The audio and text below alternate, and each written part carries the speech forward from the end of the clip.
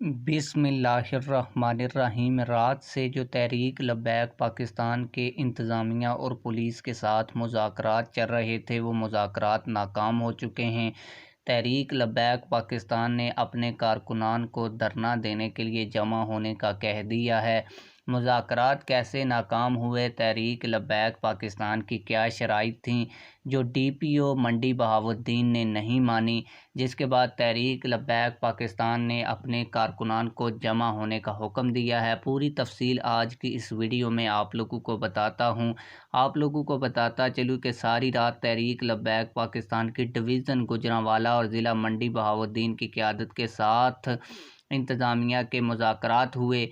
बालाखिर DPO और मंडी बहाउद्दीन ने अंदर की भड़ास निकालते हुए कहा कि हम अभी नईम चट्टा कादरी साहब को रिहा करते हैं, मगर शर्त यह है कि शाहताज शुगर मिल जो कि कादियानियों की है, इसके ऊपर जो मुकदमा और इसके ख़िलाफ़ उठाई हुई आवाज़ को तहरीक लब्बैक पाकिस्तान को वापस लेना होगा।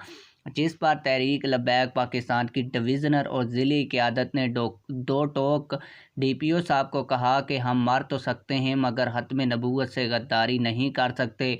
तमाम गैरतमंद आवाम को इसी वजह से, चूँकि ये जो मुज़ाकरात हैं वो नाकाम हो चुके हैं, तहरीक लब्बैक पाकिस्तान की जानिब से मस्जिद मंडी बहाउद्दीन पहुँचने का हुक्म दिया गया है और इंतज़ामिया पर भी ये वाज़िया किया गया है कि अगर कादियानियों को खुश करने के लिए नईम चट्टा कादरी साहब को गिरफ़्तार किया है और अब बात हजूर सल्लम की ख़त्म नबूवत पर आ गई है, तो मुसलमान जोक दर जोक निकलेंगे और ख़त्म नबूवत पर पहरा भी देंगे और अपने ज़िला मंडी बहाउद्दीन के अमीर नईम चट्टा कादरी साहब को रिहा भी करवाएंगे। आप लोगों की इस हवाले से क्या राय है, कमेंट सेक्शन में हमें अपनी राय से ज़रूर आगाह कीजिएगा। मिलते हैं किसी और वीडियो में। अल्लाह।